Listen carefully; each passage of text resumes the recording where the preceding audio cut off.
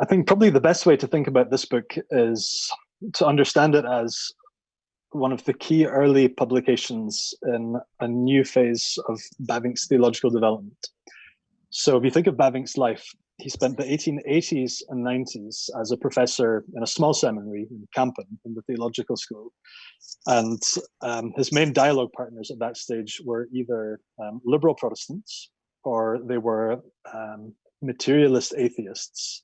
So there was this trend towards atheism in Dutch intellectual culture, but where it was a kind of atheism that said, we don't need God, but we still retain all of the moral trappings of theism.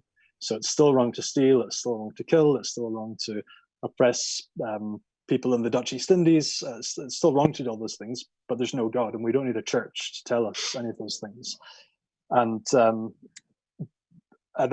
in those decades, Bavinck believed that the Orthodox theism was going to win out, and that it wasn't going to be too long before the Dutch as a nation turned back towards the best kind of Calvinism, because what they were trying to sustain just wouldn't work.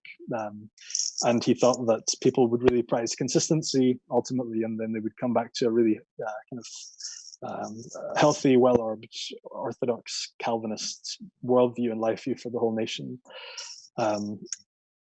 But then everything changes in 1900. So it's 2 years before he moves to the Free University of Amsterdam, but that's the year in which Friedrich Nietzsche dies. And Nietzsche had almost no impact in the Netherlands in his own lifetime. But then after he dies, it's almost like a cult of Nietzsche develops in Dutch society, where there are all these intellectuals and poets and political activists who really start to run with Nietzsche's ideas that if God is dead because we have killed him, we have to revalue all values. And all of a sudden, this, as a species of atheism, it's completely novel. The idea that there may be no God, and because of that, we don't know if any of the old values still remain.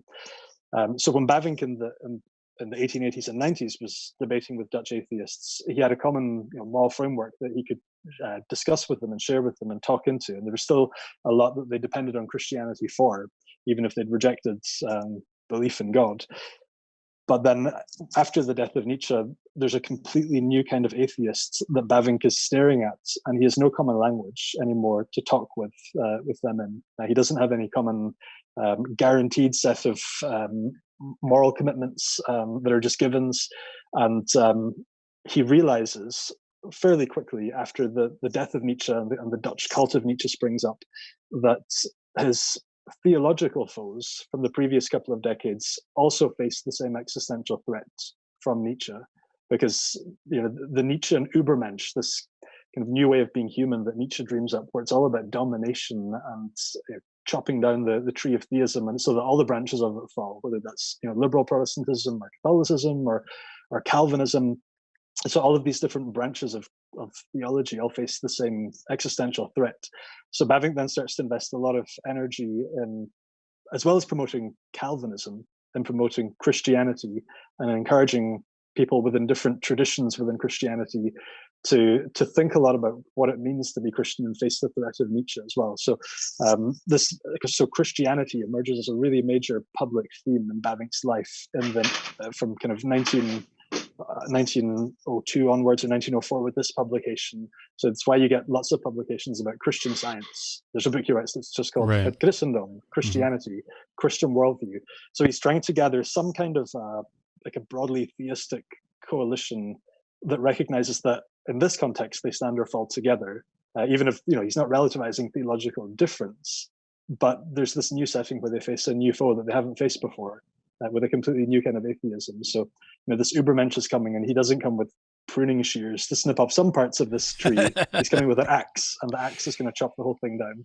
There's this new threat, and because of that, Christianity has to be stressed alongside defending Calvinism. But I think one of the ways that I tried to understand this is that if you live by a stream and it's what you get your water from, it sustains you, and you think that it's the stream of where you have the most beautiful clean water, and there are lots of other streams that flow off some kind of common river, and you know that someone is coming to build a dam a few miles up, and everything that flows from it will dry up. You go and tackle the person who's building the dam. And that for Bavinck is Nietzsche, and he's trying to convince everyone else by all of their streams within the kind of a broad Christian view of Christian traditions, that they're all facing this new threat together.